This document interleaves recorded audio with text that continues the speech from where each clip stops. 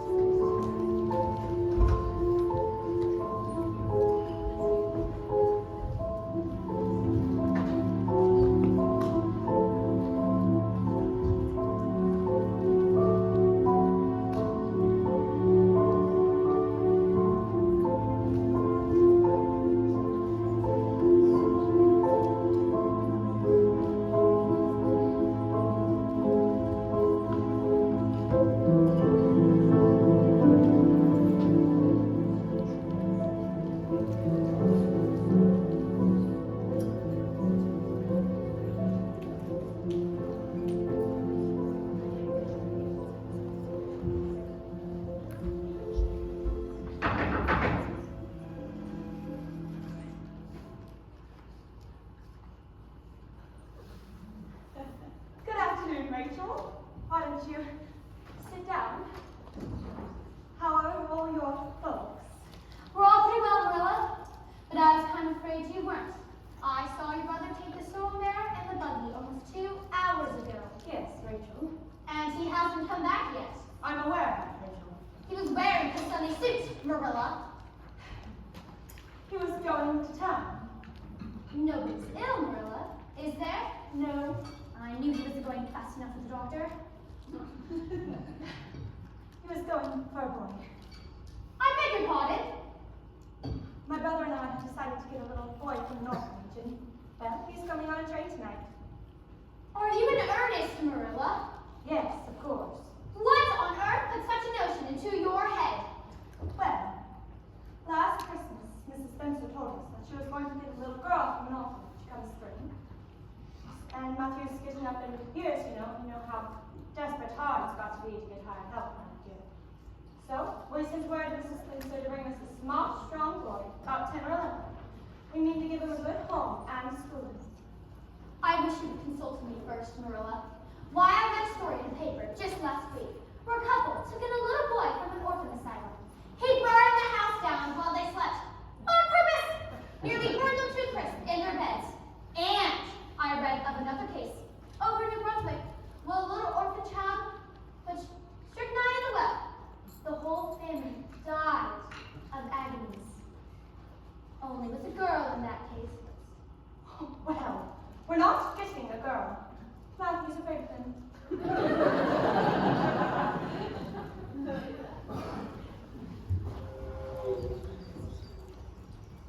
Is the 5:30 train leaving yet? Been gone half an hour ago. With a passenger waiting for you outside.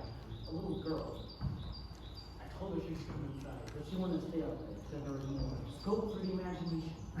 I haven't come for a girl. I've come for a boy. I guess there was some mistake. Mrs. Spencer came off the train with her and handed over to the room. Did you come to the I don't understand. Better go ask her. She said so. Mr. Matthew Cuthbert, I'm Anne Shirley. Anne spoke with me. I'm very glad to see you. I was beginning to think you weren't coming for me, and I was beginning to be a big friend. But I made my mind up. You didn't for me tonight. That I would go down to the track, and at the end of the bend, there'd be a big wild charger, and I'll climb up into it, and I wouldn't be a bit afraid, because it would be lovely to just sleep in a big wild cherry tree, all white and blue in the moonshine, don't you think? And you can imagine we were dwelling in marble halls, and I was certain you'd come for me in the morning if you did it tonight. The horse is in the yard. I'll take your bag. Oh no, I'll carry it. It's quite light, because it only has my worldly belongings in it, and the handle falls off if you don't return to it. All I can say, Marilla, is that's mighty foolish taking a child without knowing its dispositions, or who his parents were, or how it's going to turn out. Well, we'll just have to wait and see. Well, before it gets too dark, I'm going to call the Blues and tell them of the news.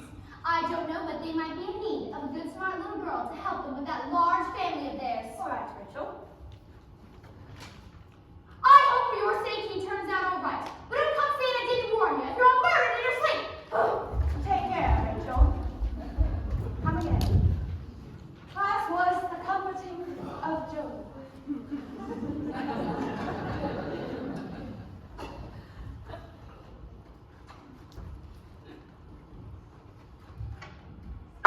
Matthew Cuthbert, what's this and where's the boy? They didn't bring any boy, just her. But we sent word to Mrs. Spencer to have brought us a boy. Well, she didn't. She brought her. And I figured we couldn't just leave her there. Well, this is a pretty piece of business. You don't want me. You don't want me because I'm not a boy. I should have expected this. Nobody ever did want me. I should have known you were too beautiful to last. Now, child, there's no need to cry so. Yes, there is me. This is the most tragical thing that has ever happened to me. Well, don't cry anymore. Tell me your name. Could you please call me Cordelia? Is that your name? No.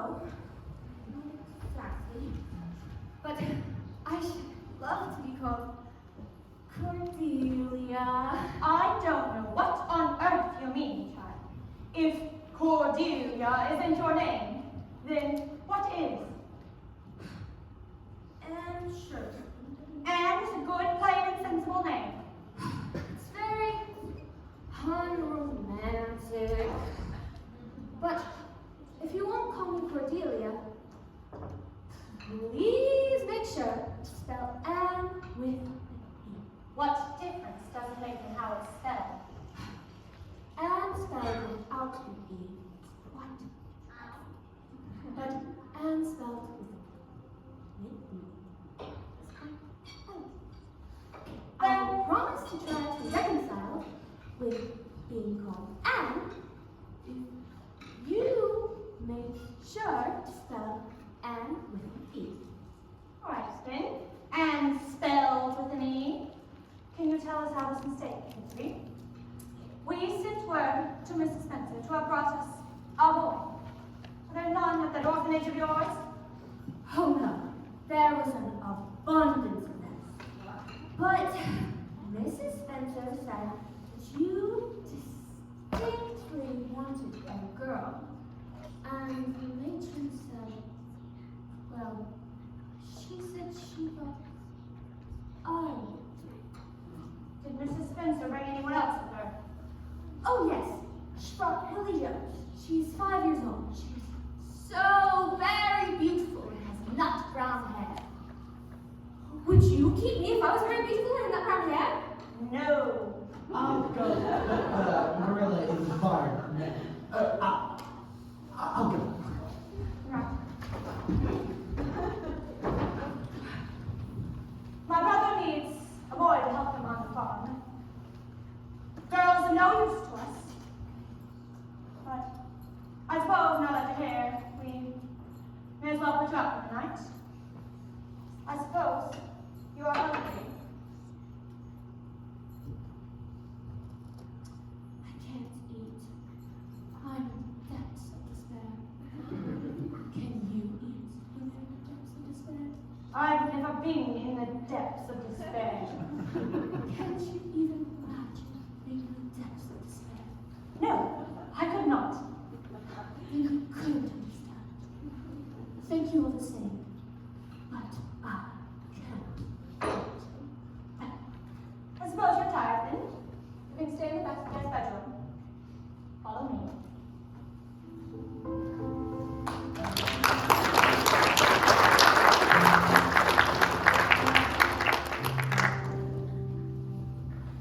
Don't touch the candle. I'll be back for myself. You might set the house afire. Well, Matthew Pepper, this is what comes for sending word instead of going ourselves. First thing tomorrow, I'm going over to Mrs. Spencer's place. That girl has to go straight back. I suppose so. You suppose so?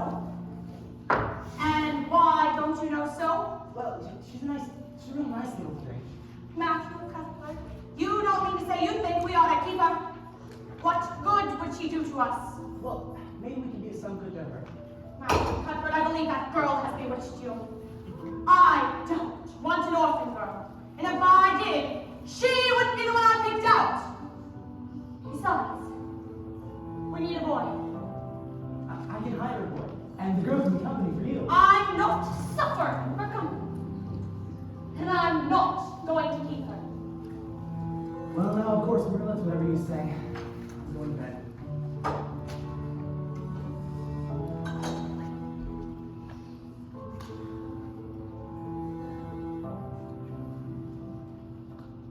Good night, Anne. Say it's a good night. This has to be the most tragic night of my life. Well, good night all the same.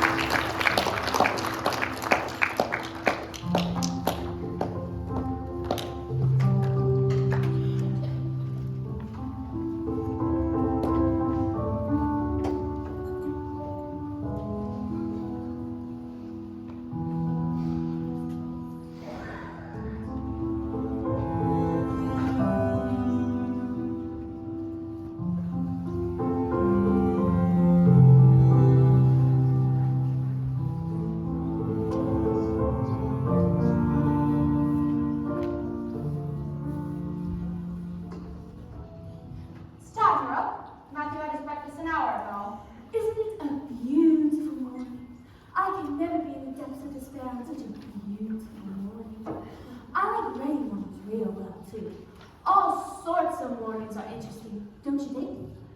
You never know what's going to happen throughout the day. There's so much scope for the imagination.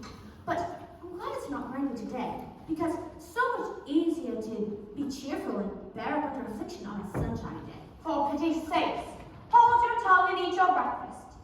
You are talking entirely too much for a little girl.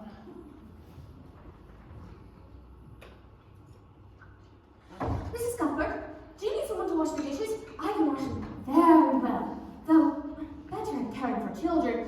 Mrs. Thomas had 4 children before her husband passed away. And then I was sent to Mrs. Hammond. She had 8 children with 3 sets of twins among them. And although I was dreadfully tired carrying them all about, all the same, it's a pity that you don't have any more here for me to watch. I don't feel as though I want any more to watch over at the present.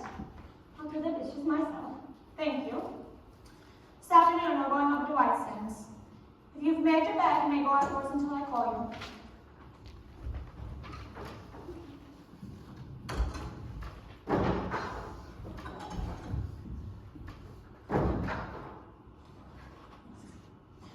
What's the matter now?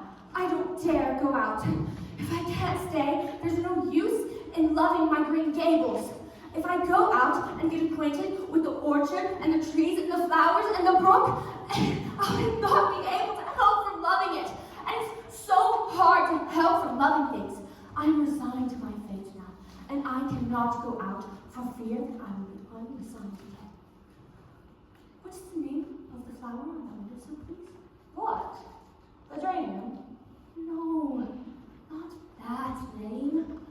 I mean the name you've given it. Haven't you named it? No. I call it, let's see, Bonnie. Would you like me, please? Goodness, I don't care. What's the sense in naming a geranium? I like things to have names, even if they are only geraniums. I named that cherry tree outside my bedroom window Snow Queen because it was just so wild. Don't you think it would hurt a cherry tree's feelings if it were called nothing but only a cherry tree? How would you feel if you were only called nothing but a woman and... Why don't you do the dishes? I'm going to give my hand.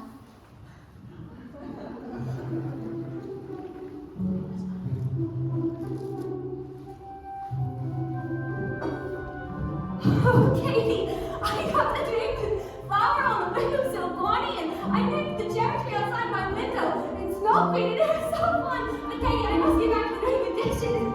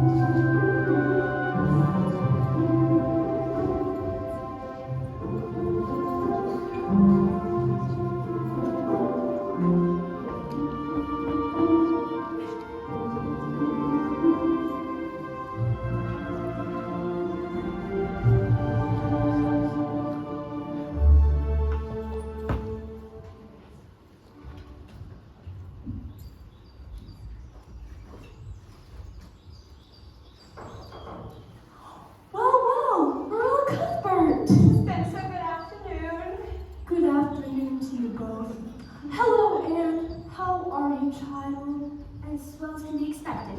Thank you. Fact is, Mrs. Spencer, there's been a strange mistake somewhere, and I've come over to see where it's been made. We sent word you have brought us a boy. Really, Cuthbert? You didn't say so. I'm dreadfully sorry. It's too bad. Well, we should have gone ourselves. Anyhow, the only thing to do now is to set things right. Can we send the child back? Why, Marilla, there may be no need for that. Mrs. Blewett told me just the other day that she was looking for a good, smart girl to help her with her children.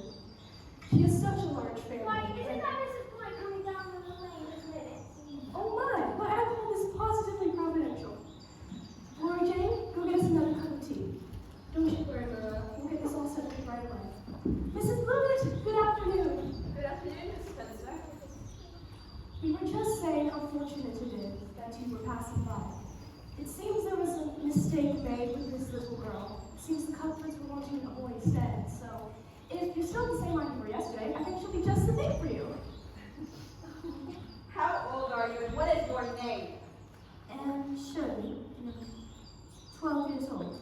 You don't look as if there's much to you, but you're wiry. I don't know if the wiry ones are the best after all. Well, if I take you, you will be good and smart and respectful. That's what you are. I know people made no mistake about that. Yes.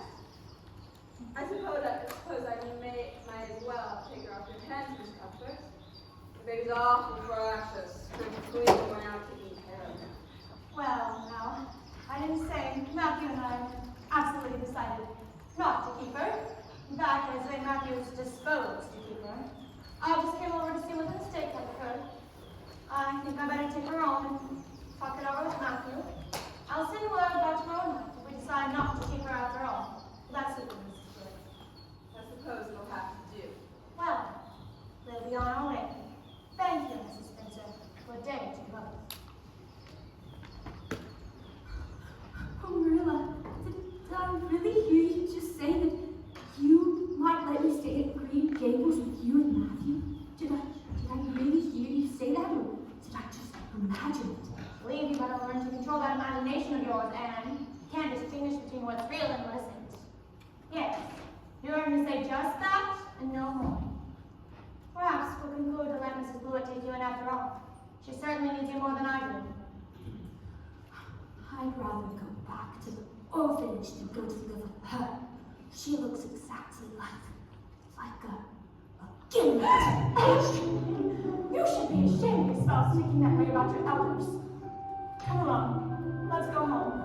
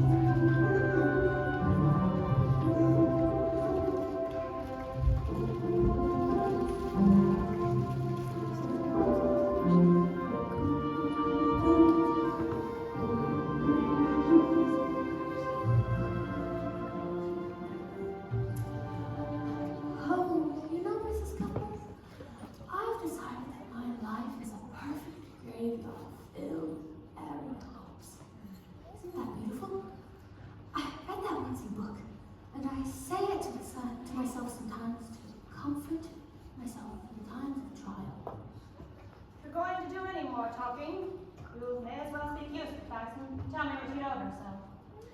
Well, I think it would be far more interesting for me to tell you what I imagine about myself. No more imaginings. Stick to the bald facts, child. Well, I was 12 last March, and I was born in Nova Scotia to Bertha and Walter Shirley.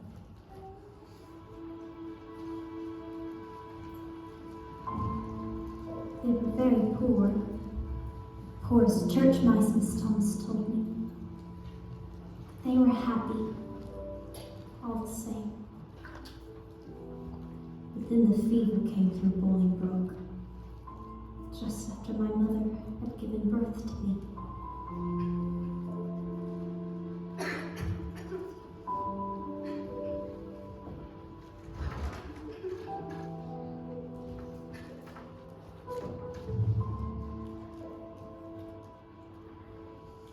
Mrs. Thomas.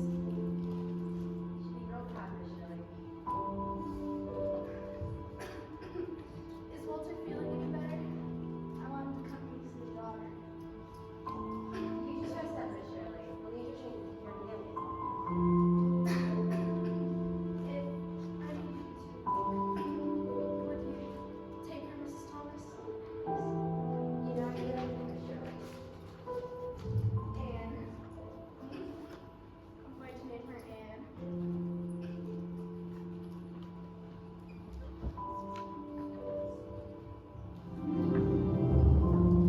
Both of them died of the fever that year.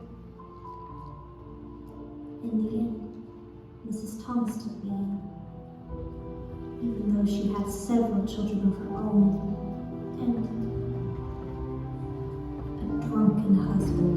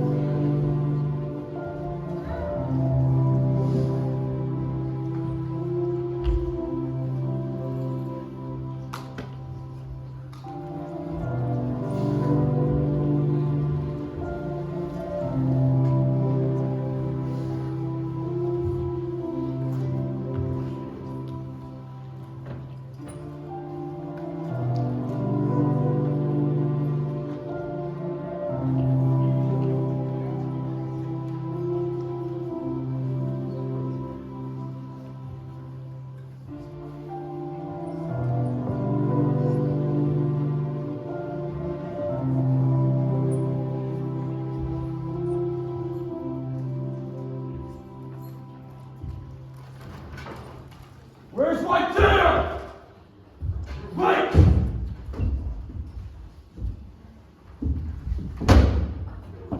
You took my ball. Did not. I'm hungry. Me too. Move over. Shut up!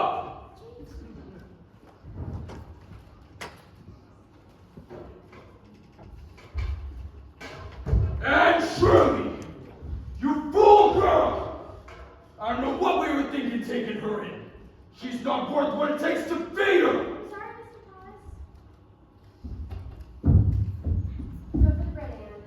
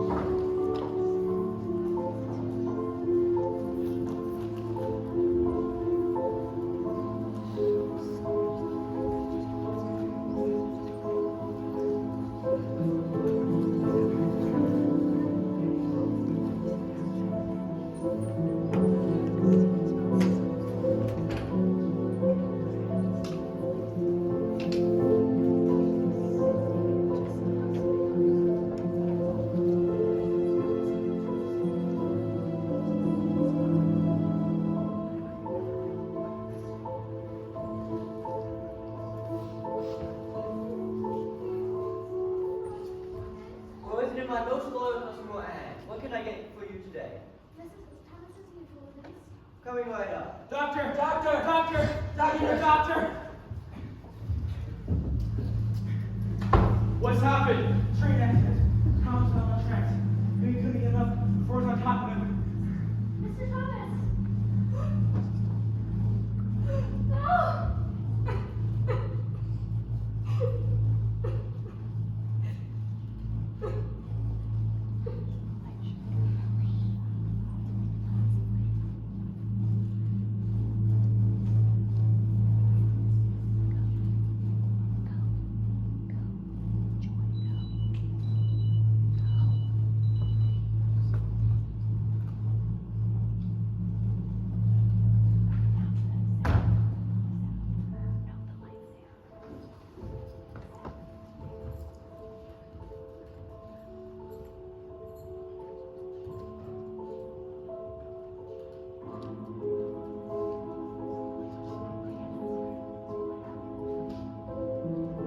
Didn't she keep you?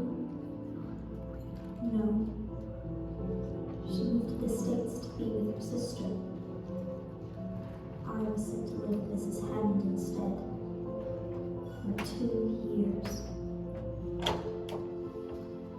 Did you ever go to school?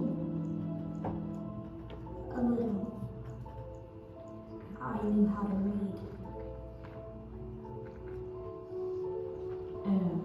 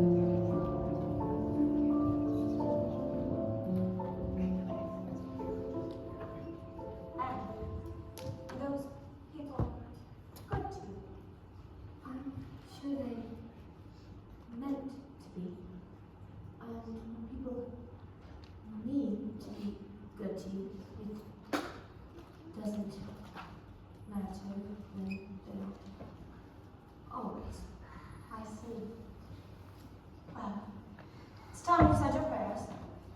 I don't know any prayers.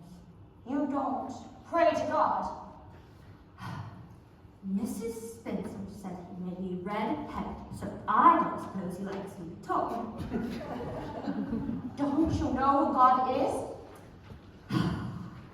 God is a spirit, infinite, eternal, unchangeable. In his being, wisdom, power, holiness, justice, goodness, and truth. Isn't that beautiful? It's almost like poetry.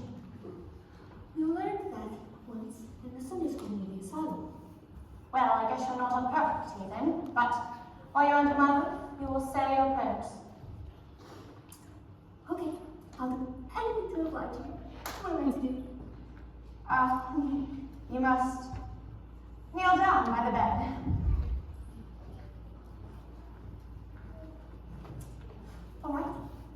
stick.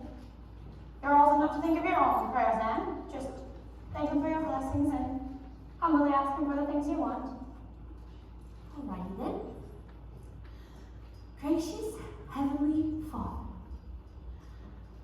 I thank thee for the dogwood blossoms, the sparkling river, Snow Queen, and Bonnie. I'm so very thankful for them.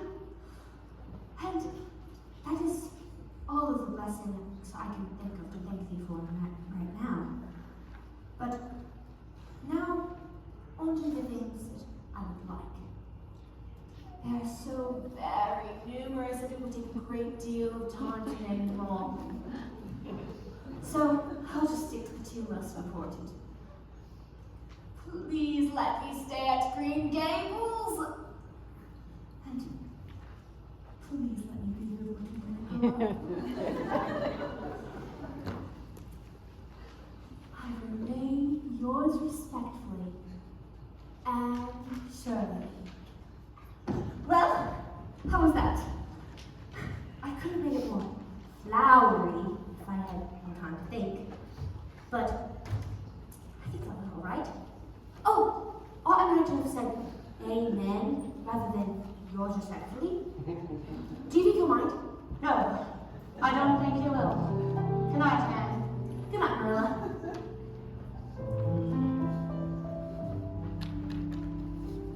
I declare that girl needs someone to adopt her and raise her among sensible influences.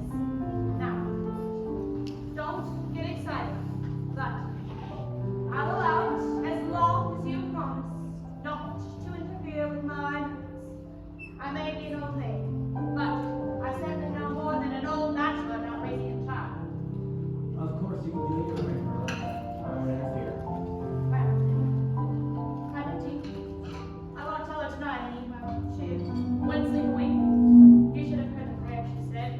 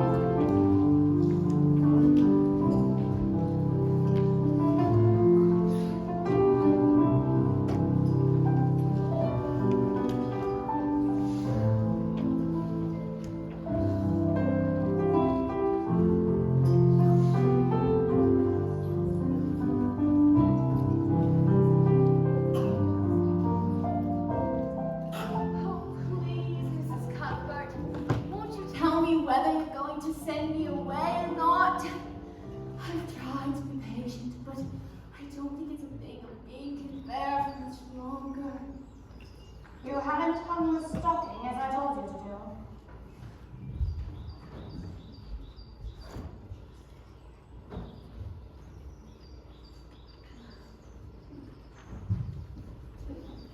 I suppose I may as well tell you. Matthew and I have decided to keep you. That is, if you promise to be a good girl and show yourself grateful. Land's sakes, child, why are you crying? I don't know. I don't know why. I'm ever so glad. Oh, glad isn't the word. For it's something more. Oh, it'll be very difficult, but I'll try my very best to be good.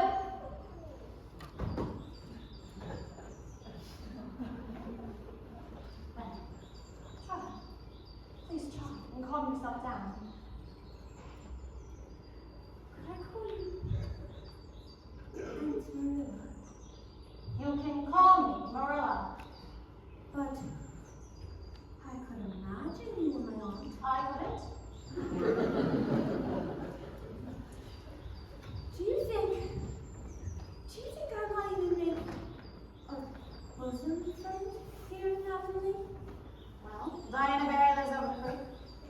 about your age. Very nice girl. Might like you for a playmate. But you'll have to be very well behaved. Mrs. Barry is very particular about the sort of friends she allows her to associate with. Does she have red hair? I believe her hair is black. Oh, she must be beautiful. Next to being beautiful, I've always wanted a beautiful bosom friend. I do love Katie Maurice and all the fairies, but there's something specially wonderful about having a true bosom friend. What nonsense are you talking now? Who's Katie Maurice? Oh, she's the fairy that lived in the woods near Thomas's. And then at the orphanage, she was trapped in a mirror. But she's such a kindred spirit. And I'm sure there's plenty more here near Green Gables. But I'm certain Bruce Grove is haunted. And shortly, I believe you think these imaginings of yours are real. Don't you ever imagine things different than they really are? No. Oh, Marilla, how much you miss. Oh, and why don't you take Matthew's lunch to lunch? Quickly now, go, please, go. Great, that's dinner. Good Why don't afternoon. you come in? I've been hearing some surprising news about you and Matthew. Still getting over the surprise myself. It's too bad it was such a mistake. Couldn't you send her back? We decided not to, Rachel.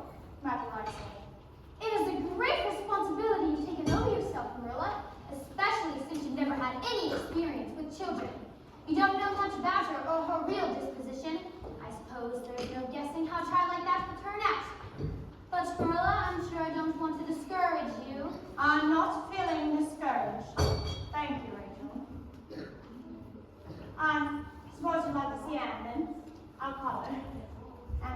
Anne. I couldn't. Well, they didn't take you for your looks, that's sure and certain. She's terribly homely and skinny, Marilla. And my, would you look at those freckles and that hair, red as carrots. I hate you. I hate you. I hate you. I hate you. How dare you call me skinny and ugly? How dare you call me freckled and red-headed? You are a rude, impolite, and unfeeling woman, Anne. How would you like it if I were to say those things about you? What if I were to say you were fat and ugly and didn't have a spark of imagination in you? And I don't care if I hurt your feelings. You hurt mine more than Mr. Thomas's. Mrs. Thomas's intoxicated husband ever did. And I will never apologize to you. Never, Anne. Anne. Well, I don't envy you bringing that up, Marilla. You shouldn't have tweeted her about her looks, Rachel. Marilla Cuthbert! You don't mean to say that you hold her in that terrible display of temper we've just seen? I'm not trying to excuse her. She's been very naughty, and I'll give her a good talking to. But you are too hard on her, Rachel. Well, I see I have to be very careful with what I say after this, Marilla, since the fine feelings of orphans, brought up from goodness knows where, have to be considered before anything else. No, I'm not angry. I'm too sorry for you to have anger in my mind. But if I were you, Marilla, I'd do that talking to with a good first switch. Rachel, please. Oh.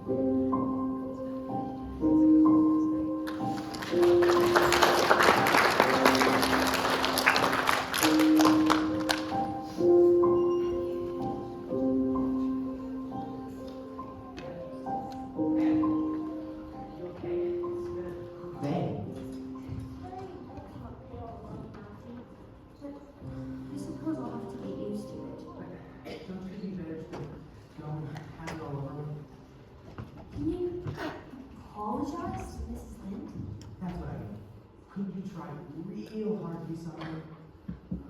Well, I suppose it'd be true enough now to say sorry, but it wasn't earlier. I woke up 3 times, and all 3 times I was just furious. But now I'm just embarrassed. But I think it would be humiliating to tell Mrs. Lynn. Well, it's the right thing to do. All right, Matthew, I will. That's good. You tell her. And don't let Marilla know I was out here. She'll think I was interfering. All right, Matthew, I won't. Wild horses won't drag it from me. How could wild horses drag something from someone anyhow?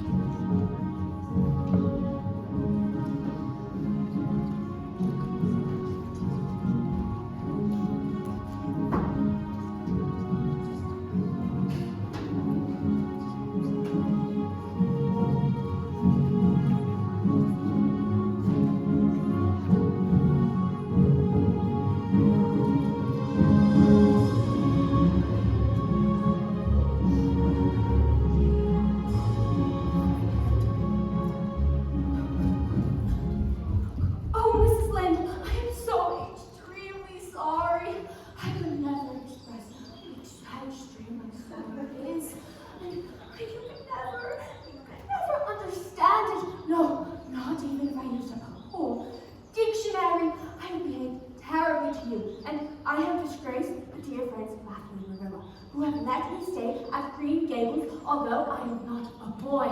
And I am such a dreadfully sinful and ungrateful girl who deserves to be cast out and punished by respectful people ever.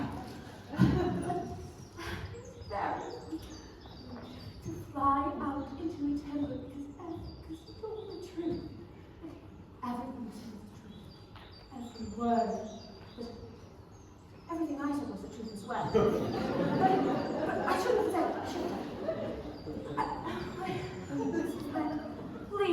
Please forgive me. If you refuse to, it'll be a lifelong sorrow on the poor little orphan girl. Well, of course I forgive you. I guess I was a little hard on you anyway. And I wouldn't be surprised if that bright red hair of yours was a real nice auburn when you grow up.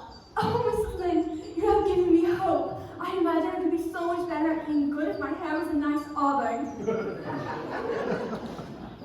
Why did you have this apple, child? It was picked just yesterday off my prize tree in the garden. Thank you so much, Mrs. Lynn. May I go climb your apple tree? Suppose you may. Well, she talks a bit odd, but I'm sure she'll get over that now that she's come to live among sensible folks. And then her temper is pretty quick. But a child with a quick temper just blaze up and cool right down. Ain't never likely to be sly or deceitful. Deserve me from a sly child, that's what. But on the whole, Marilla, I like her. Well, that's a relief.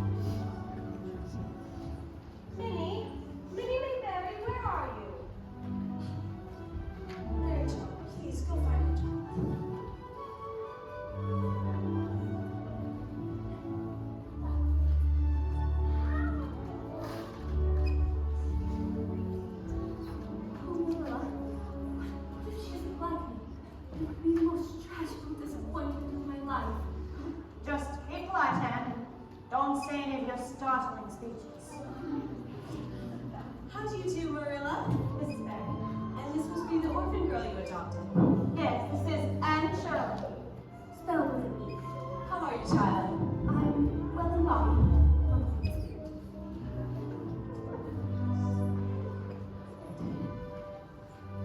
And this is my Diana.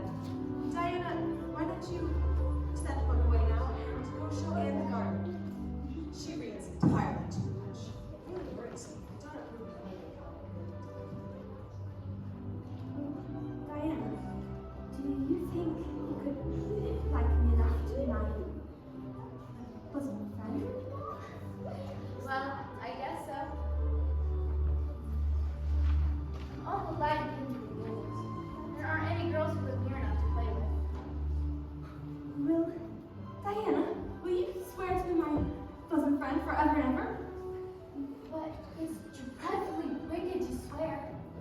Oh no, not that kind of swear. I mean, one piece of very solemn promise. Well, I don't mind doing that. How do you do it? We must join hands like this. I'll repeat it first. I solemnly swear to be faithful to my bosom friend, Diana Bell, forever and ever, as long as the sun and moon shall endure. Now you repeat it, but Anne Shirley. I solemnly swear to be faithful to my bosom friend, and Shirley, forever and ever, as long as the sun and moon shall endure. And I heard before that you were a strange girl, but I believe I'm going to like you real well. Oh, I can't wait to introduce you to all the girls. There's Ruby Gillis, and Jane Andrews, and Julia Bell, and Josie Cobb. She is horrid. So is Sam Wolf, because he sasses the teacher just awful, and the teacher can't with him because he's 14. And then there's Mamie Wilson and Lizzie Wright. But they don't talk anymore because Mamie's older sister has Lizzie's sister's older brother. And then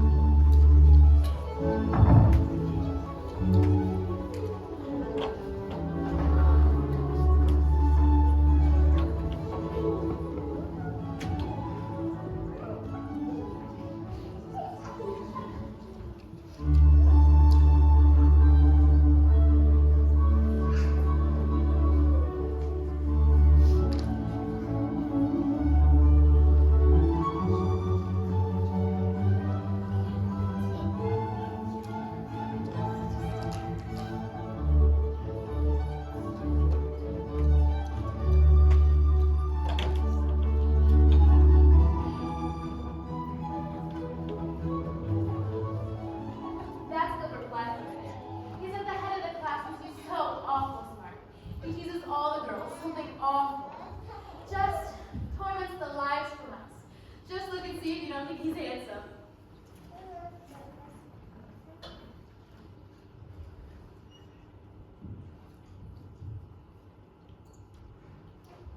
Did he just tie those girls' braids together? Miss Wright, rise and repeat lesson 4. Yes, young Gilbert Blythe is handsome, but I don't think he has very good manners.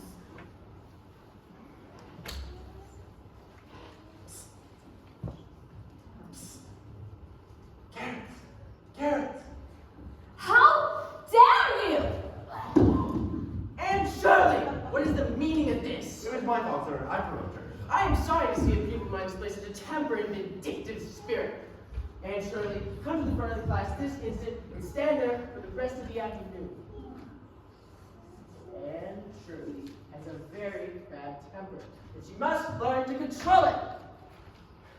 Open your readers to lesson 4.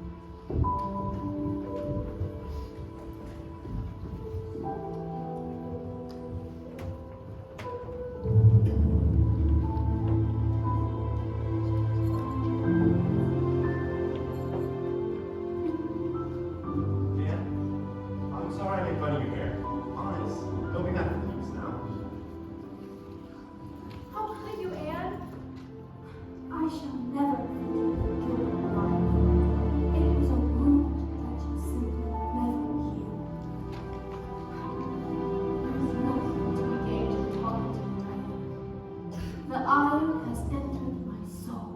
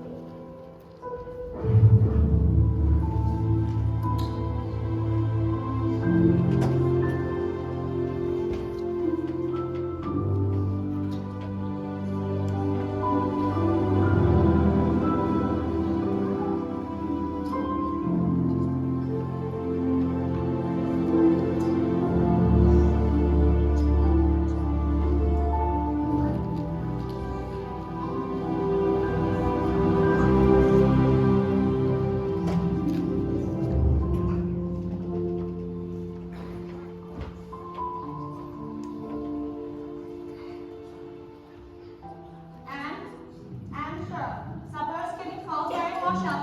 I can't eat. I don't deserve to eat anything ever again.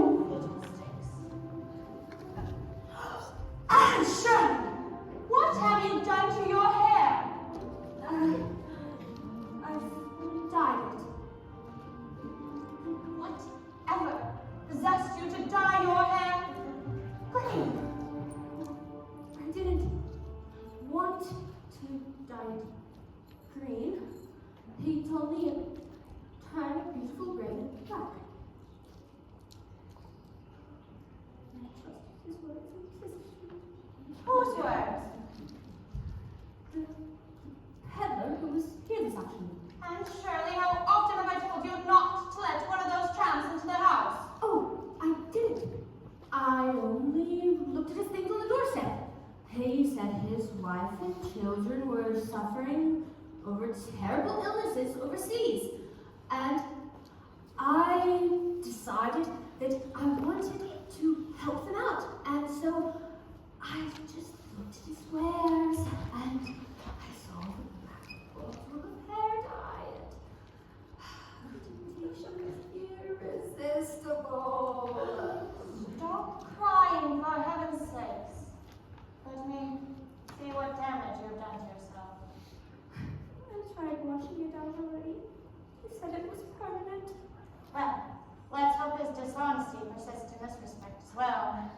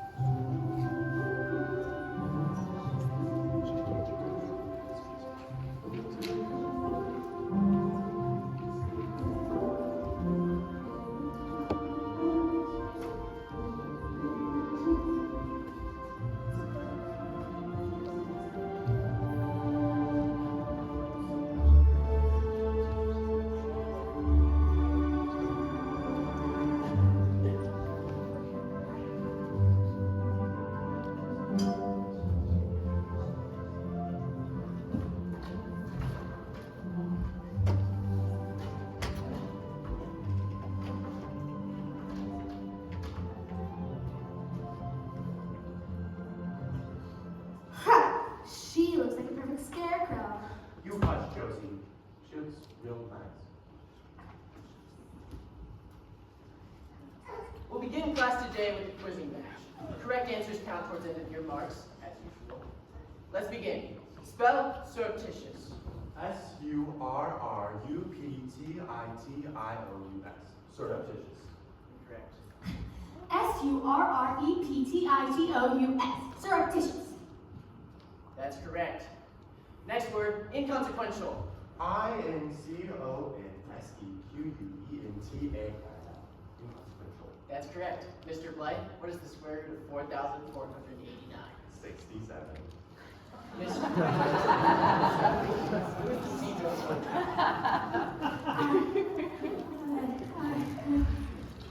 In 1781, during the American Revolution lasted 21 days. That's correct, Mr. Blythe. Good to see you've done your homework, as usual.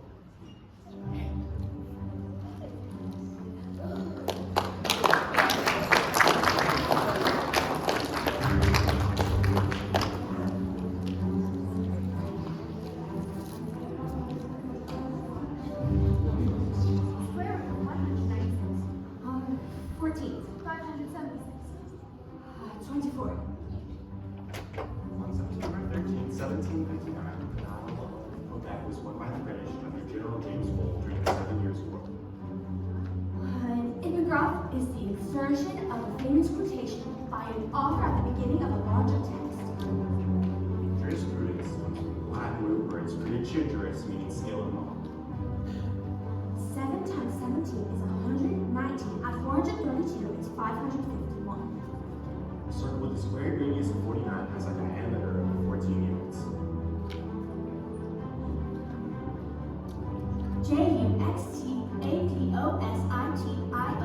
Juxtaposition. Juxtaposition.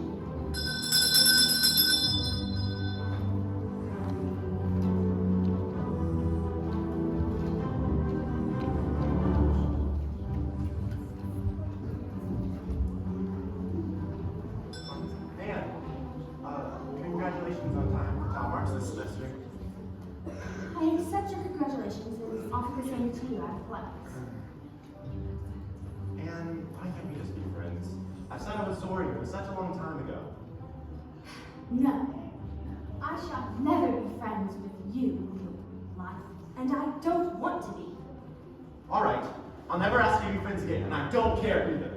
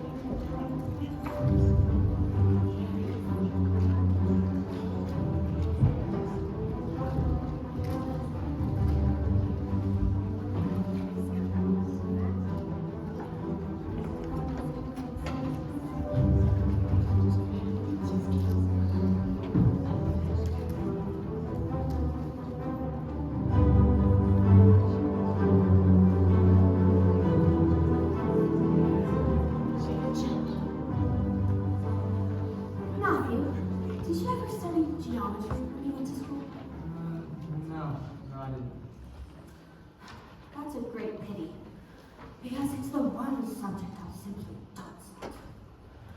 And if I don't study hard over the break and understand it by next year, then the others will be ahead of me. And I couldn't bear that. It is casting a cloud over my whole entire life. Well, I think you're pretty alright at everything, man.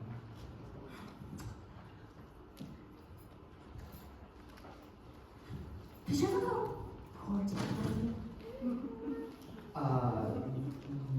No,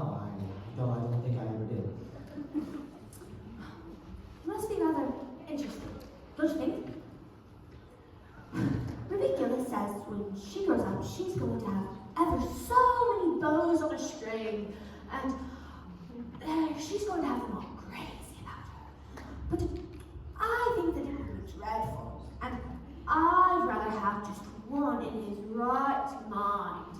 But Ruby Gillis knows all about it because she has so many sisters, and they've all been courted, and all of them had so many bows, and they all have curly brown hair. You know, and they all wear these big poofy dresses with puffed sleeves. Sleeves? Oh, they're so fashionable now. It would give me such a thrill to wear a dress with puffed sleeves.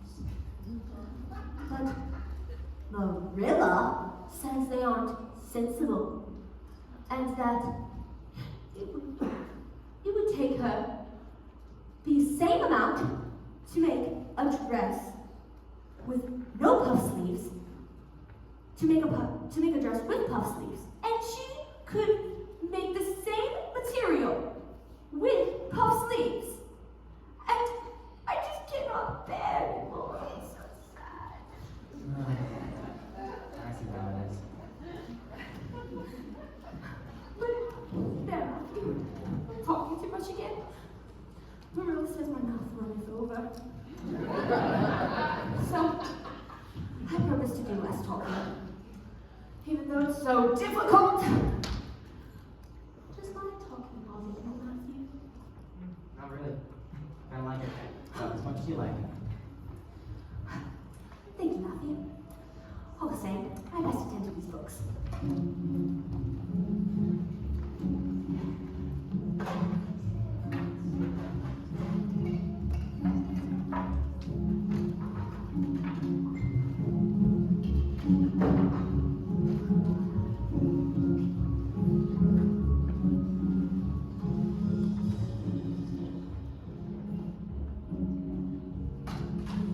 Why, hello, Mr. Cuthbert. How can I help you today? Do you have any garden rakes? Well, it's beginning of December now, so no. But I'd say the first ship should have come in at February. Typically. Yes. Do you have any sugar? Certainly, white or brown. Brown. How many pounds? Is 20 enough? Of course. Here you go. Goodbye now. Matthew Cuthbert, whatever possessed you to buy 20 pounds of sugar? And brown sugar too? Berries never keep brown sugar on hand. Thought it would come in handy.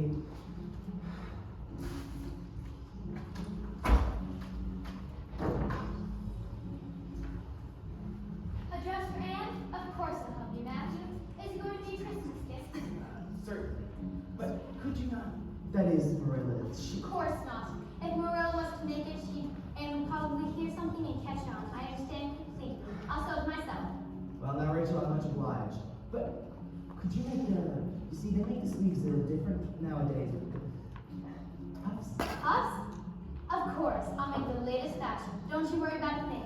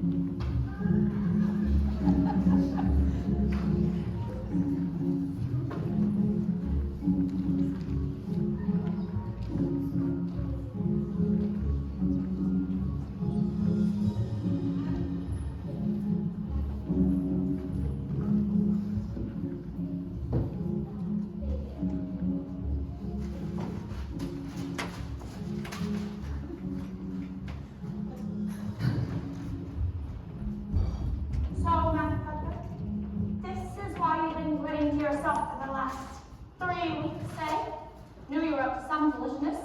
Can't get nothing past me.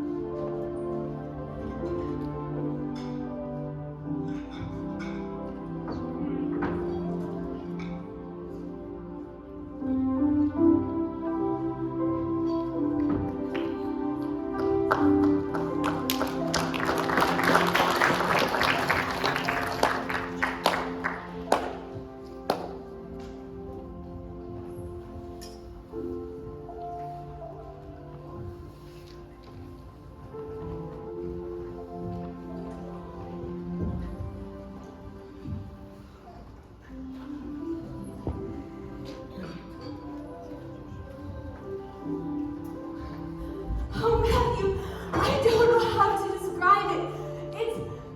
It's perfect. Oh, look at these sleeves. They're even bigger and more ridiculous than I thought. You'll have to go through a door sideways now. Do you really like it, Anne? Like it? Oh, Matthew, I love it. That's simple nonsense for one Christmas. Let's not wrinkle your dress.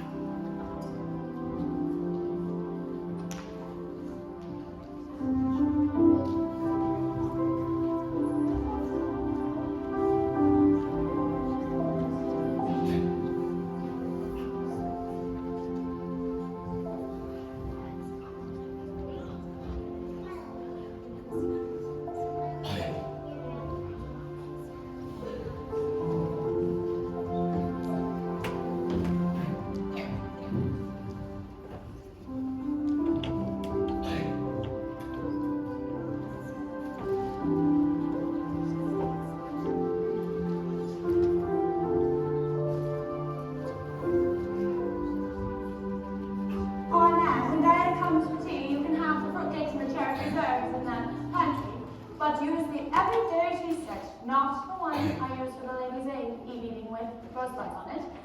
And you can have the rest of the raspberry cordial in the cupboard. But for heaven's sakes, don't eat all the sugar.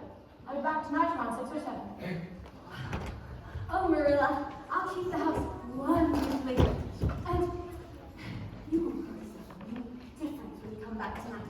Have a marvelous time at the ladies' aid meeting.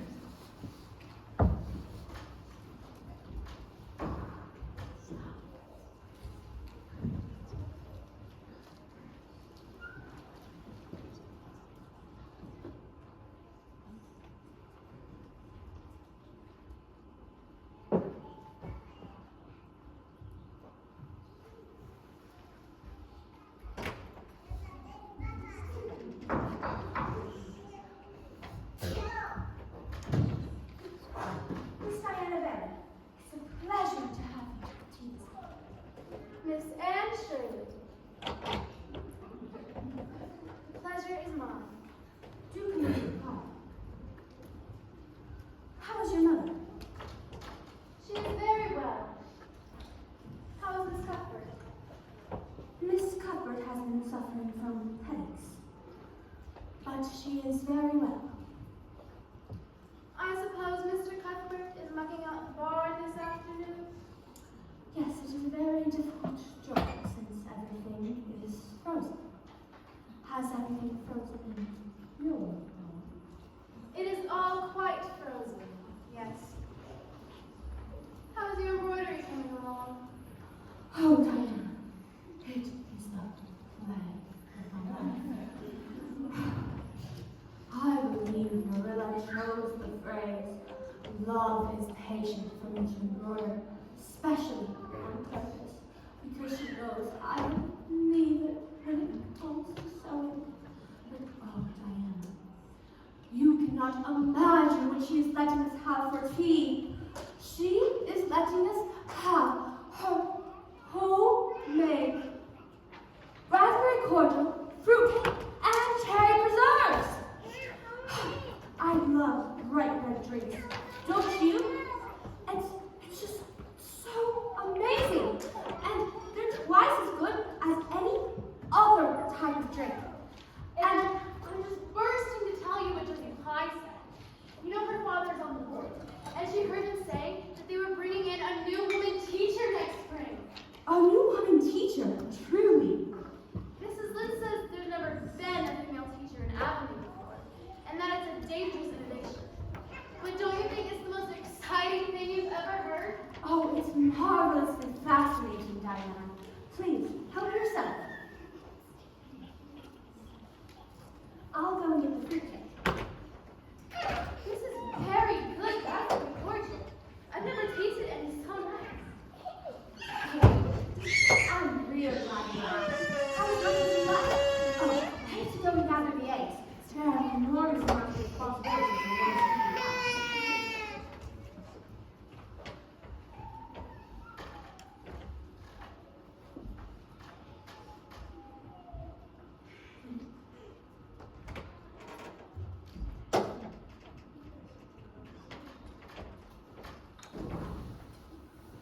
I tell you, Diana, I don't know that I shall ever find kindred spirits in the hens. Now, here, have some more cordial. I'm going to get the preserves. It's ever so much nicer than Mrs. Lynn's. Well, I should expect that Marilla's is much nicer than Mrs. Lynn's because Marilla is a cook. And Marilla has been trying to teach me to cook, but it is uphill work. There's so much little scope for imagination in cookery. And the last time I made a cake, I was thinking of a lovely story about me and you. I thought you were desperately ill, and you were falling for smallpox. And everybody deserted you. Everybody. And I went boldly to your bedside, and I nursed you back to life. And then I died with smallpox, and I was buried under those cocoa trees. Then you watered it with your tears, and you never forgot the friend of your youth, who clung to you, and who sacrificed her life for you. Oh, but it was such a pathetic tale. Oh, but I never forgot the flower. The cake was such a dismal failure. And Marilla, she was so cross with me. And I don't wonder. But, Diana, what's the matter? I feel awful sick. I must go home. You mustn't dream of going home without your tea. I'll pour it for you this instant. I must go home. Oh, no, you just lie down here for a minute and you'll feel much better. You haven't tried to carry preserves yet. I must go home. Oh, Diana, do you suppose you're coming down with the smallpox? If so, I can nurse you back to health. And it'll all be fine. I'm awful dizzy. Okay, let's go, Diana.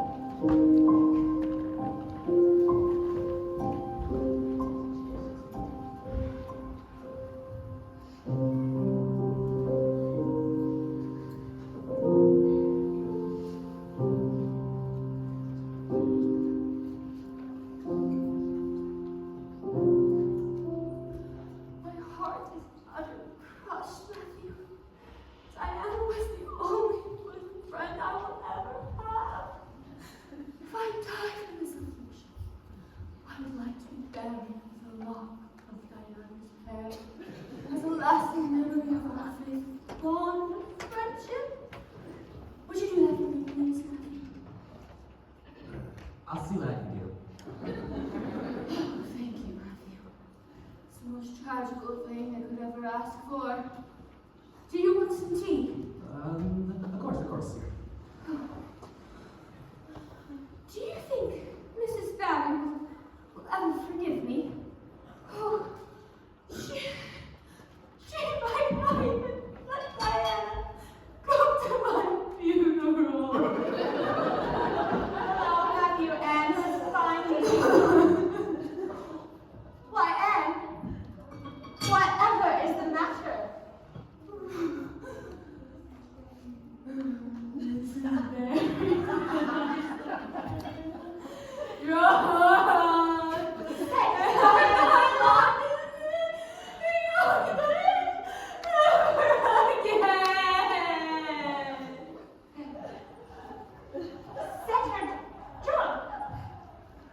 What did you give her? Only raspberry cordial. I didn't think it would intoxicate her. Even if she did drink 3 tomboys full.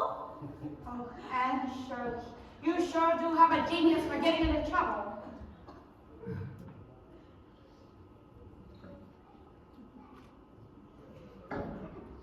You gave Diana Barry currant wine. Didn't you know the difference? I never tasted it.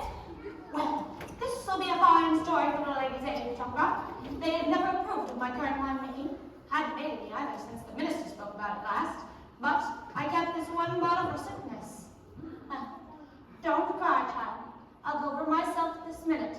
I'm sure Mrs. Barry will understand. It was all a mistake.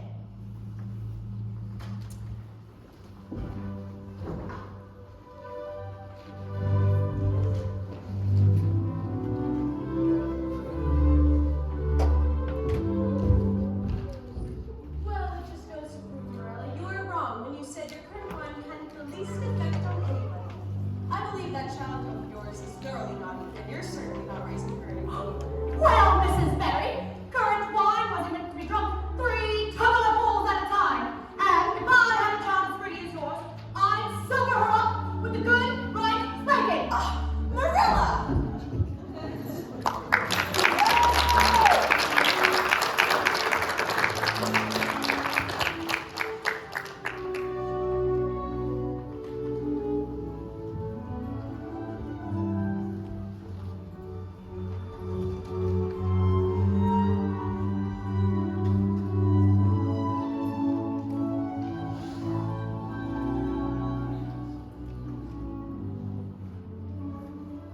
Dear Anne, Mother says I'm not to play with you or talk to you, even at school. It isn't my fault, and don't be cross at me, because I love you as much as ever. I miss you awfully to tell all my secrets to. I made you one of the new bookmarks out of red tissue. When you look at it, remember your true friend, Diana Barry. My own darling Diana. Of course I'm not cross at you, because you have to obey me, Mother. Our spirits can commune. I will keep your lovely present forever, and I shall hold the memories of our days together as sacred treasure in the casket of time. Please excuse our spelling mistakes. Your sister has a daffodils pocket. Cordelia Shirley.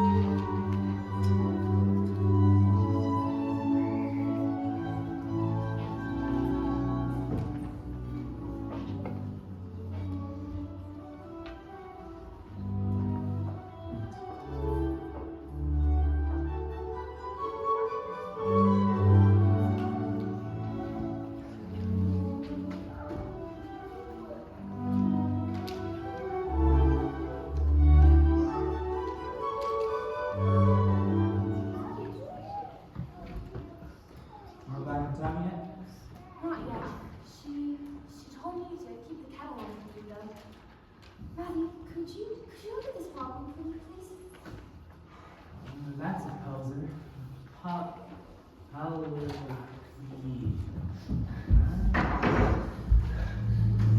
Diana! Has your mother religion? Oh, I come quickly. And it means awful sin. And Mary Jo, the nurse, says it's the croup. And mother and father are in town. There's nowhere to go for the doctor. Oh, Matthew will get the doctor now. I know exactly what to do for the group.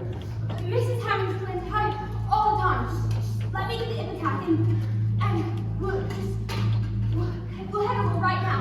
I'm awful scared, Anne. Oh, come on now.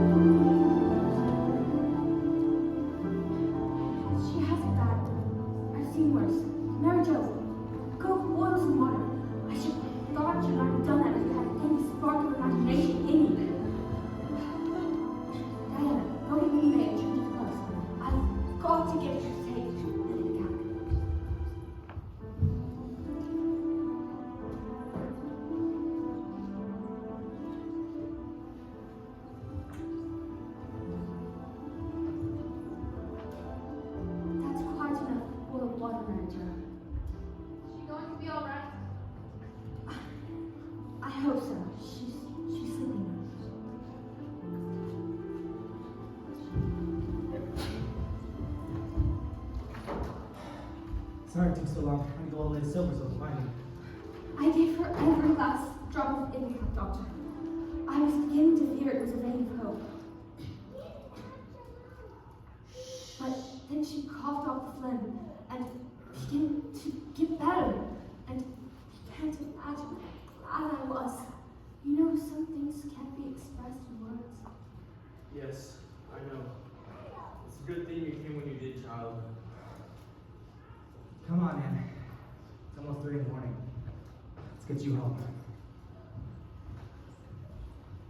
Is she going to be all right, Doctor? She seems to be all right, but I'll stay and keep an eye on her.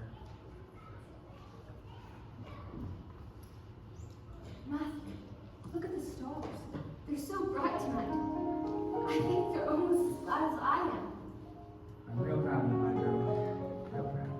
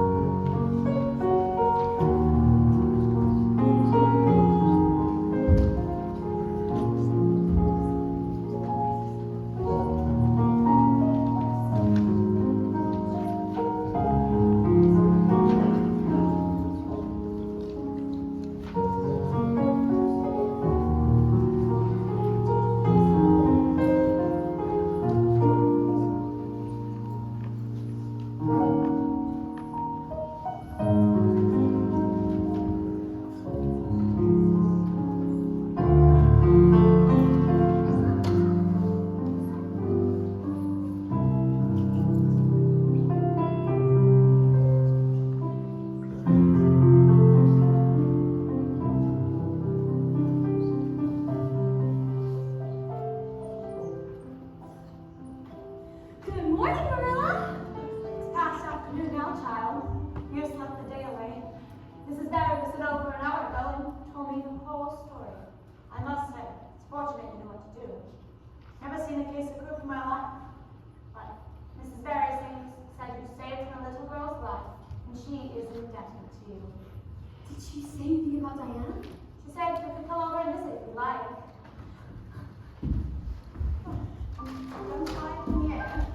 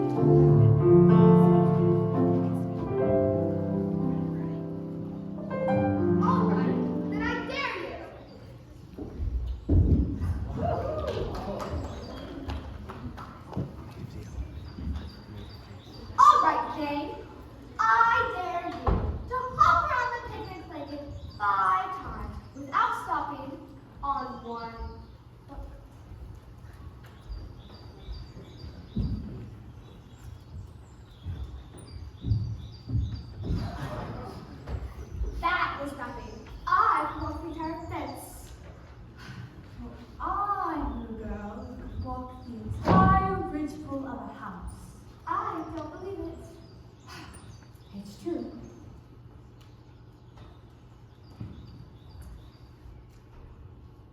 Alright, then I dare you to walk the berry shed roof. Don't, Anne! You'll be killed! I must, Diana. My honor is at stake. If I fall and die, then you may have my pearl bead ring.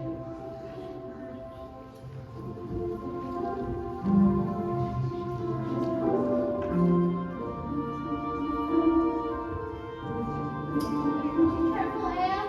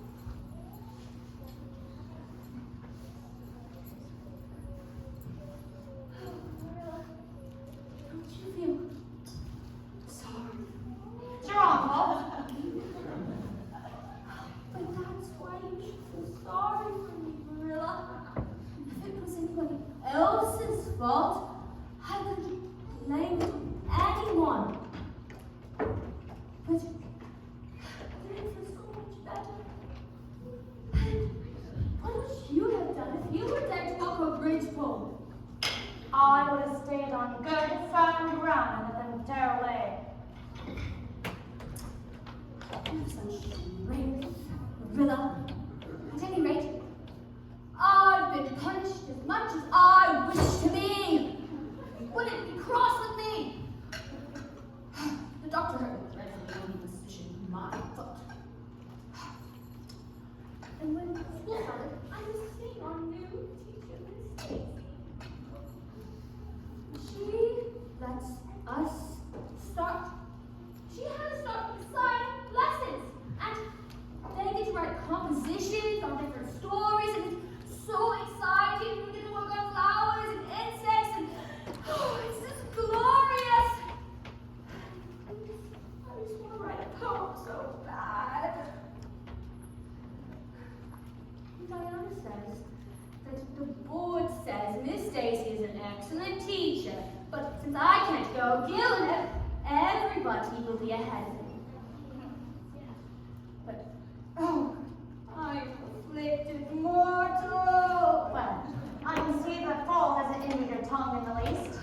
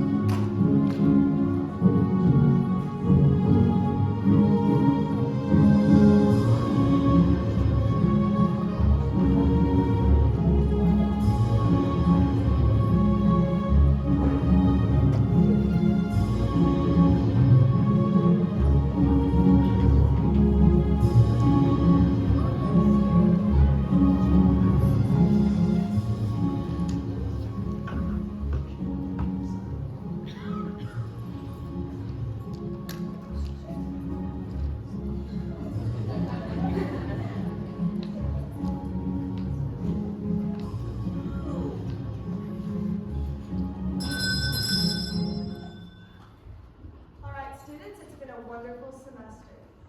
I would like to remind you all that for English homework this week, you are each to write a composition, a story out of your heads and imaginations. We will have a fine recitation this coming Friday. Class dismissed.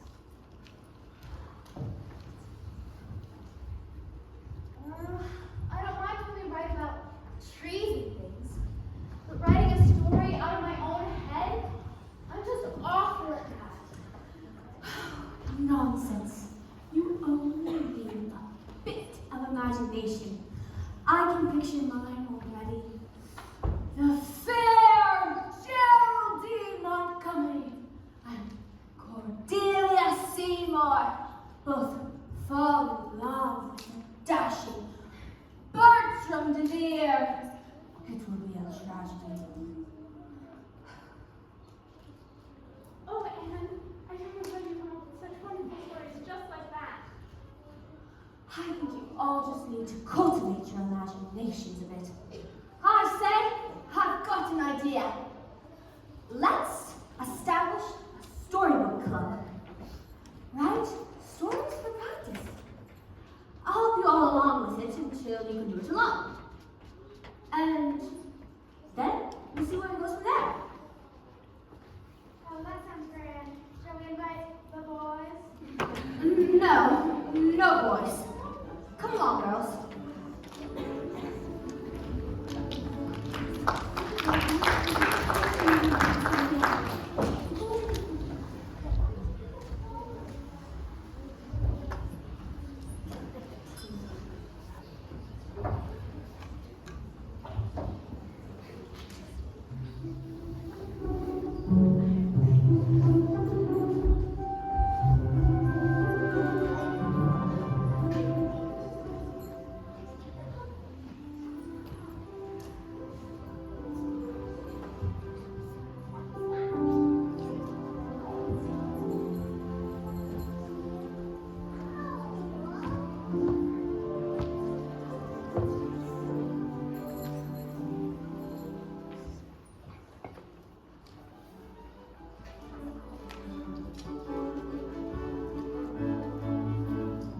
once was a dashingly handsome man and a gloriously beautiful woman.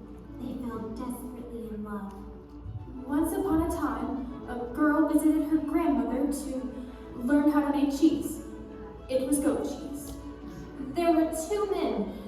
They were fishermen, and one killed the other one.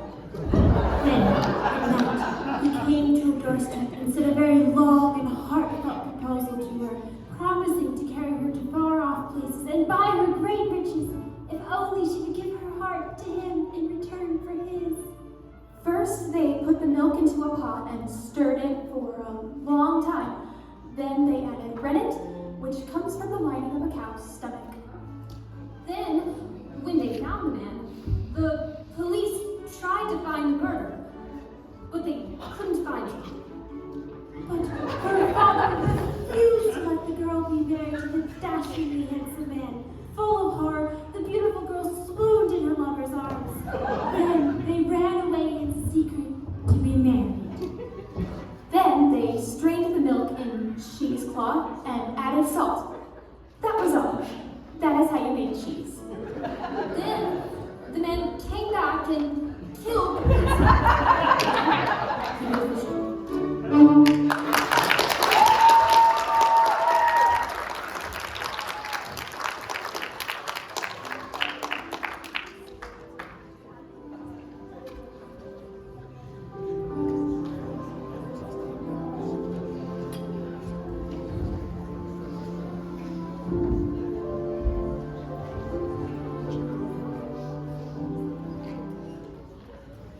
That was a very tragic story. And Jane, yours is very sensible. All of your stories are great. Improvements from last week. Girls, but we must keep improving. Ruby, your writing is still too sentimental. You keep writing about romance, and too much of that is still worse than too little. Diana Barry, why on earth do you keep murdering the people in your stories? I don't know what to do with my parents, so I kill them all.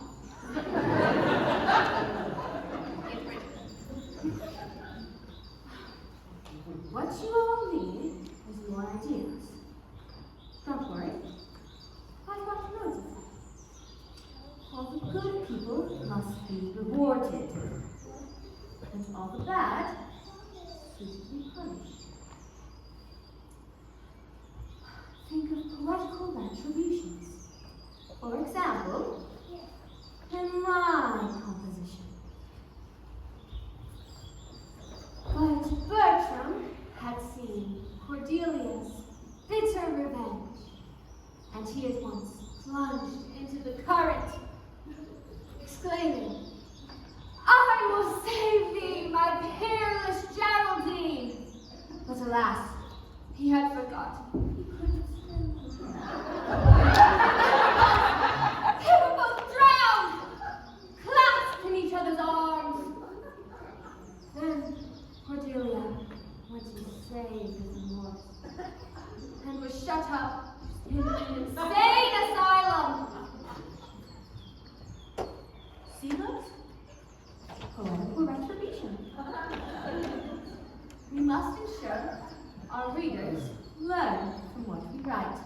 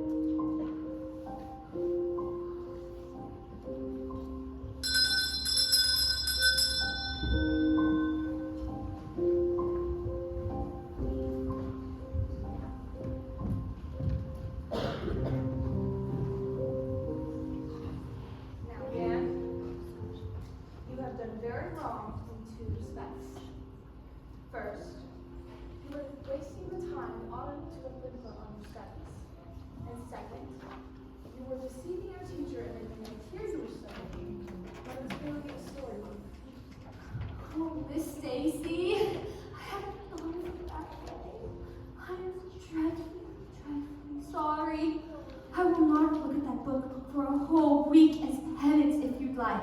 There now, Anne. Forgive me. Anne, I want to ask you a serious question. I've seen you tutoring the other girls in story writing. You have a bright and busy mind and a passion for inspiring others. Those are very important traits in a teacher.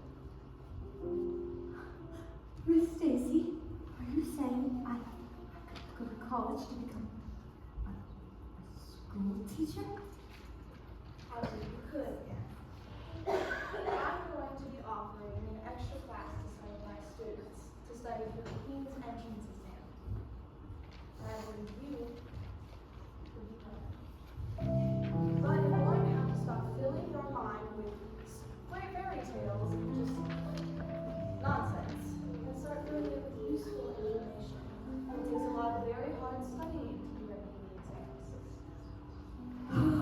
Miss Stacy, it would be an inexpressible dream come true to become a teacher.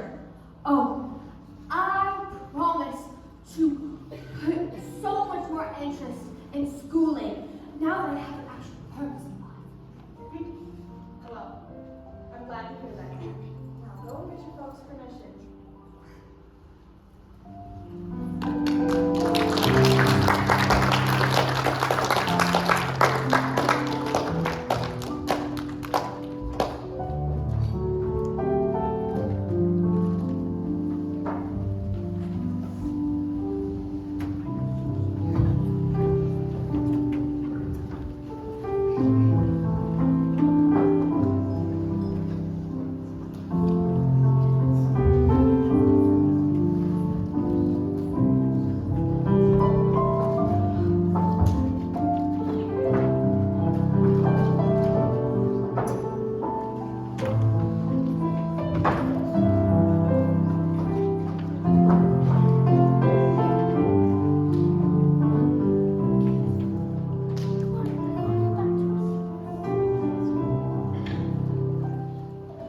It's quite the honor of Anne, isn't it?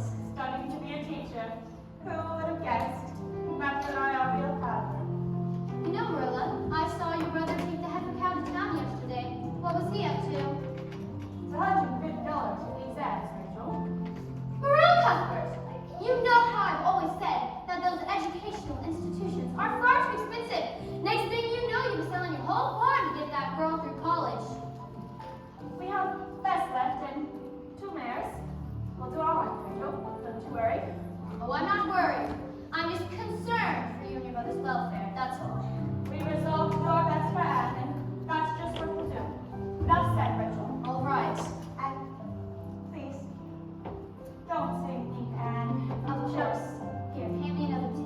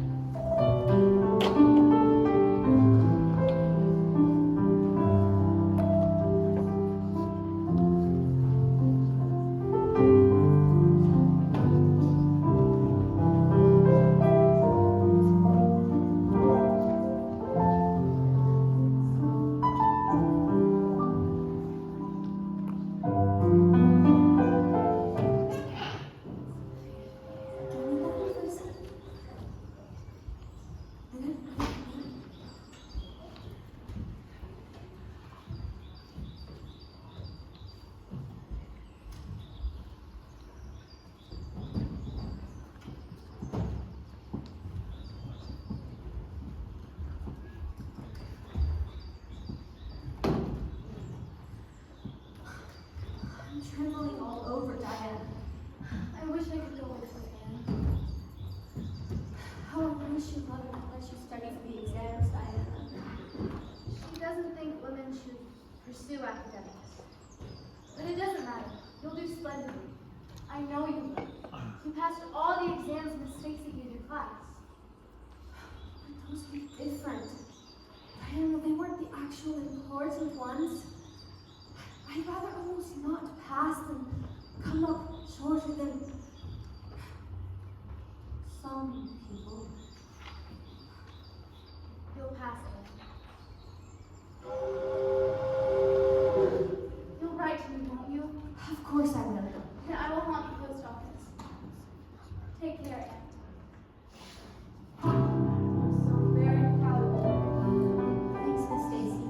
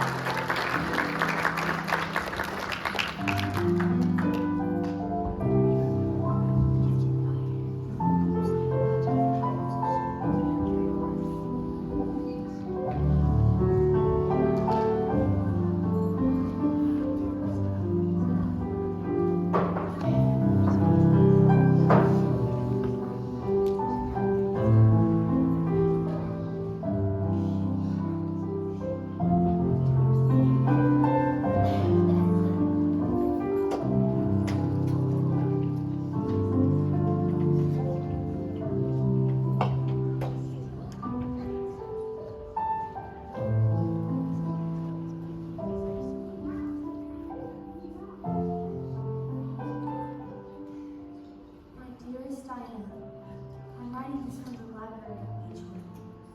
There are scores of people here at the academy, but at least half of them look as nervous as I feel I must look.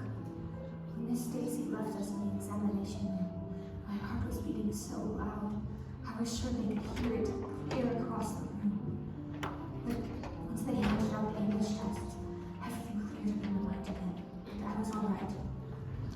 The history paper was harder and I got dreadfully mixed up on the dates. Still, I think I did fairly well. But, oh Diana, whenever I think of the geometry test, it makes my stomach raw.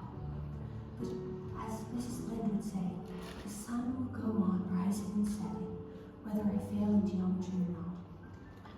That is true, but not especially comforting.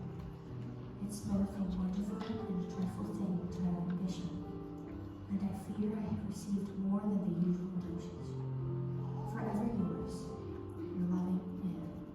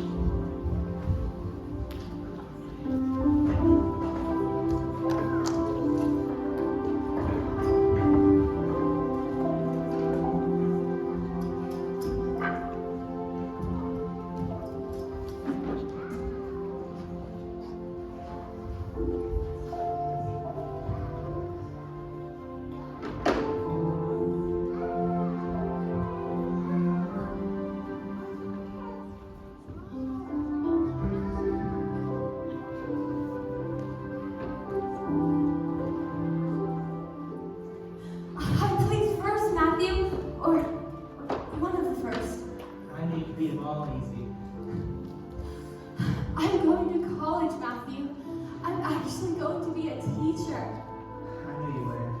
Here now, I watched up from town with your I saw him learn to argue something.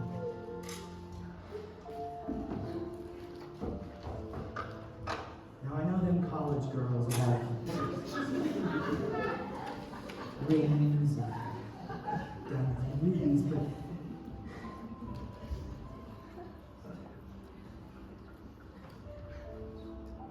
I don't need that, Matthew.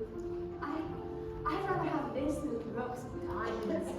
And I'll always be your girl, yours and Marilla's. real proud of you, man. I'd rather be Anne and Green Gables than anybody else in this world. We'll miss you. I'm going to miss you guys all so much, and I'll visit as often as I can. We really will miss you. I will too.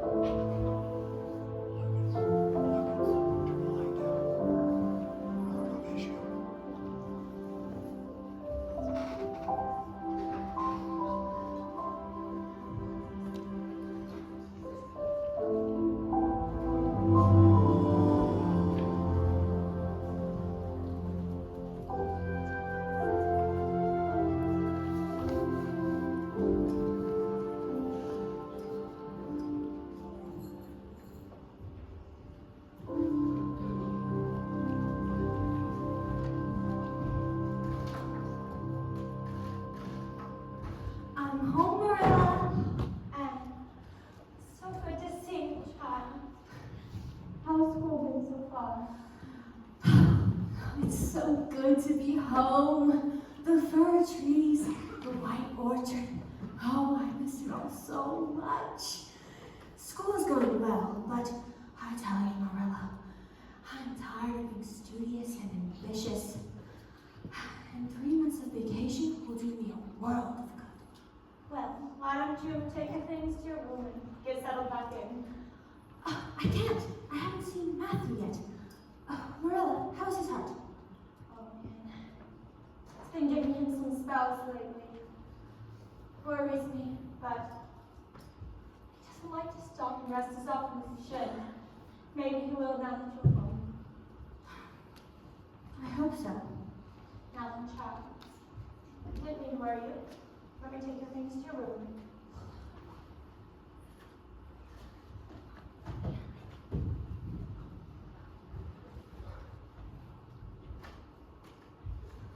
Matthew! How's my girl? I'm glad to be home. Matthew, it's good to see your dear old face again. How are you, Matthew? I'm just a bit tired. You've been working too hard, Matthew. Why don't you take it easier? Well, I just keep getting older and keep forgetting to. Matthew, sometimes I wish I were the boy you sent for. Because then I could have helped you on the farm. It's better to in 100 ways. And I'd rather have you than a dozen boys. Fine, a dozen boys. She's ready when you both are. Oh, I still gotta get the hay out of the barn. I just came in for a drink of water. Oh, no, Matthew, I'll get that for you.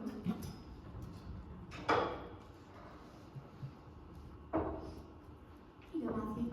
Thank you. You're looking tired too, Marilla. You've both got to take a rest. Now, why don't you put your feet up?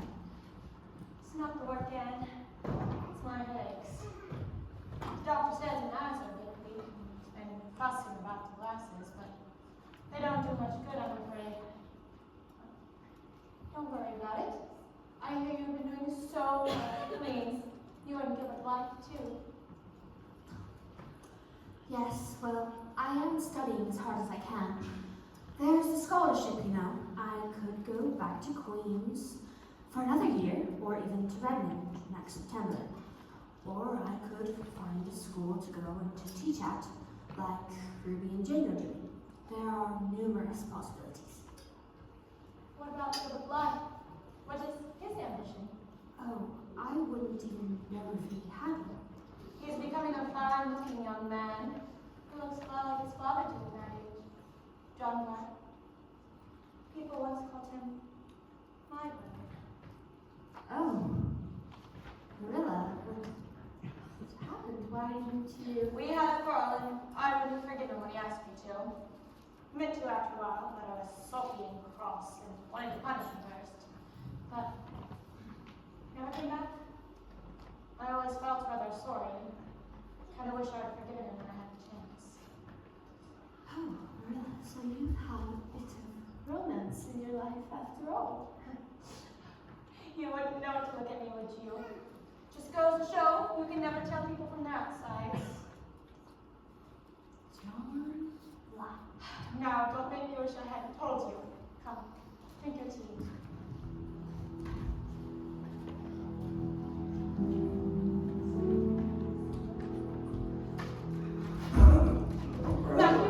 Matthew, what's wrong?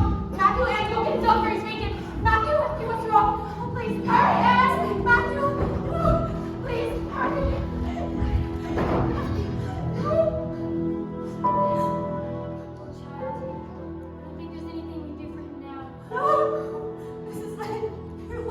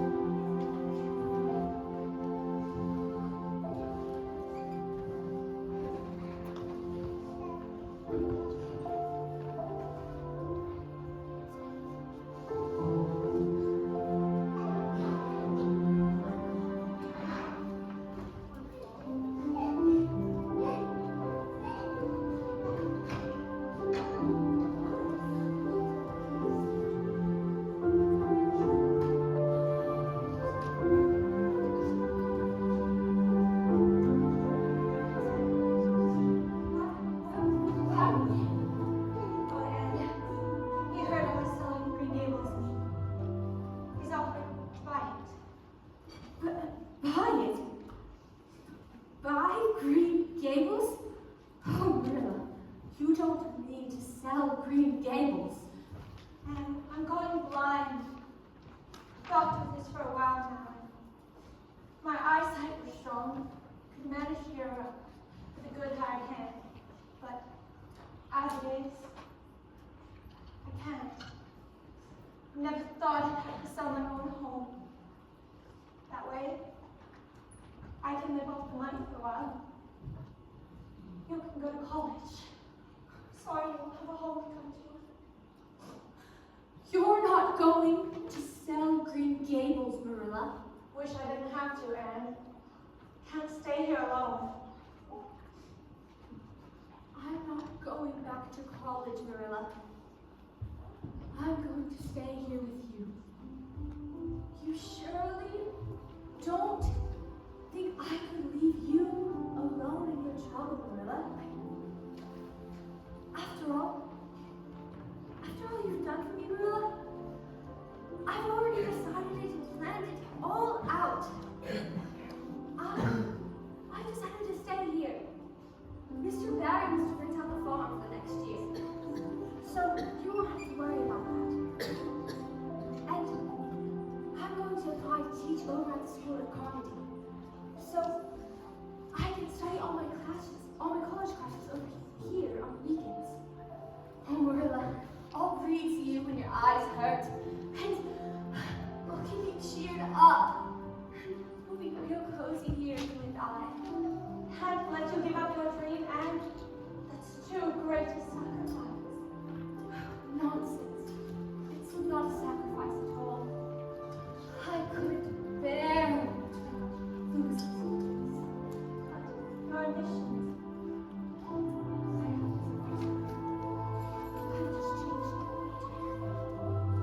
You blessed girl.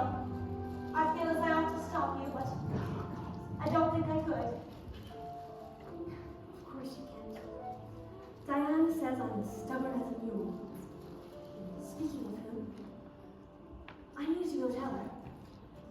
She'd never forgive me if I kept such big news from her. But you just stay here and think of how it feels.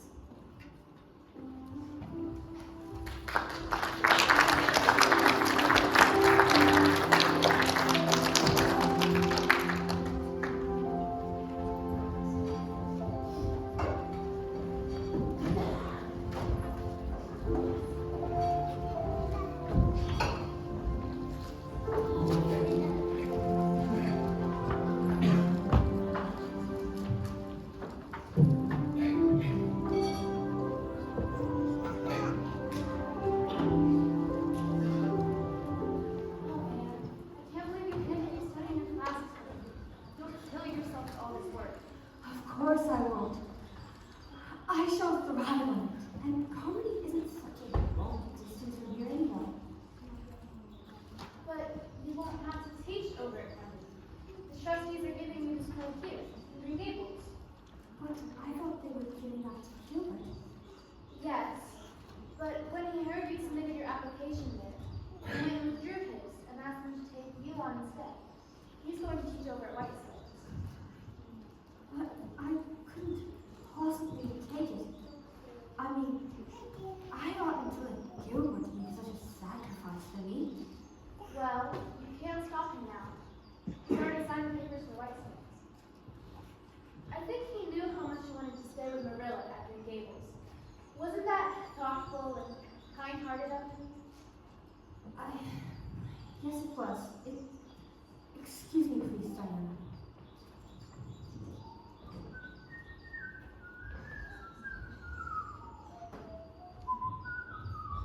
Gilbert, I want to thank you for giving up the school for me. It was very kind of you.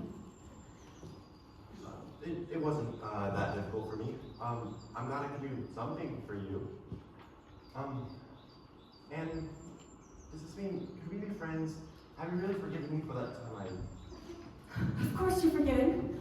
Honestly, if I'm being truthful, I forgave you a long time ago.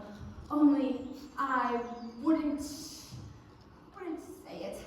And if I'm making a full confession, I've been sorry ever since you asked me last. I guess I've just been a stubborn little goose. Well, I know we can help each other in lots of ways. We both have to keep our studies up. We could study together, couldn't we?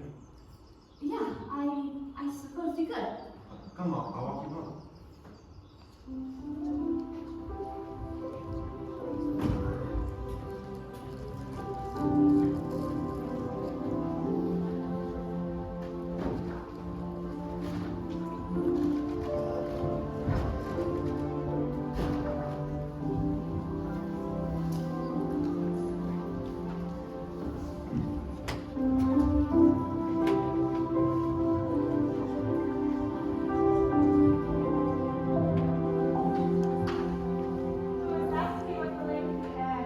Oh, Gilbert Blythe? I met him on the hill. I didn't know that you two were such great friends that you stand talking at the gate for over half an hour. Oh, we haven't been good friends. We've been great enemies. But we decided it would be much more sensible to be good friends instead. We were really there for half an hour. I suppose we have a lot of catching up to do. I see.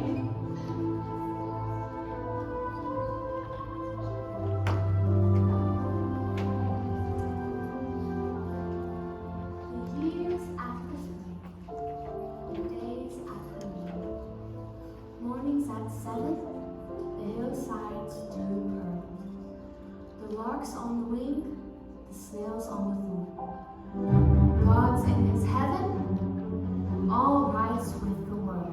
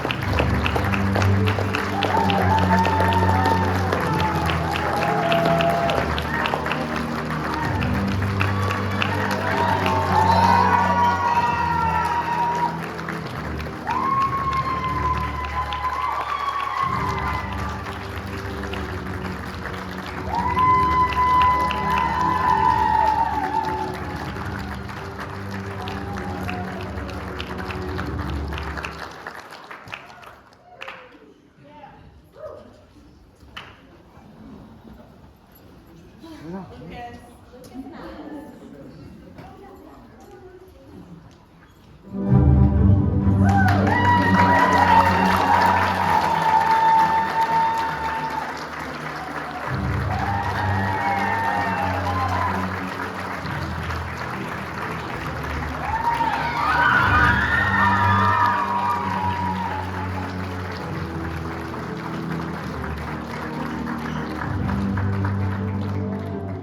Your sweet, awesome kids made us come take a bow. We couldn't get out of it. Okay, so these kids did an amazing job these 2 nights. We're so proud of them. Before we go, they are going to sing a Christmas song for you. And then I'm going to take pictures, and then they're going to come say hi, then we're going to clean the church.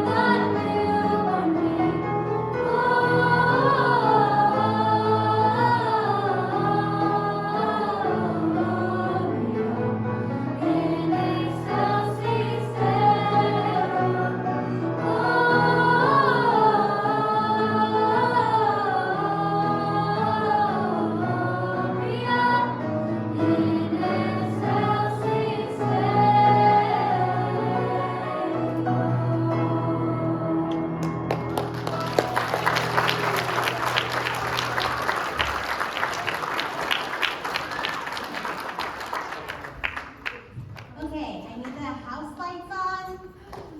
I need, if you can't see me, then I need you to move to where you can see me, students. Okay?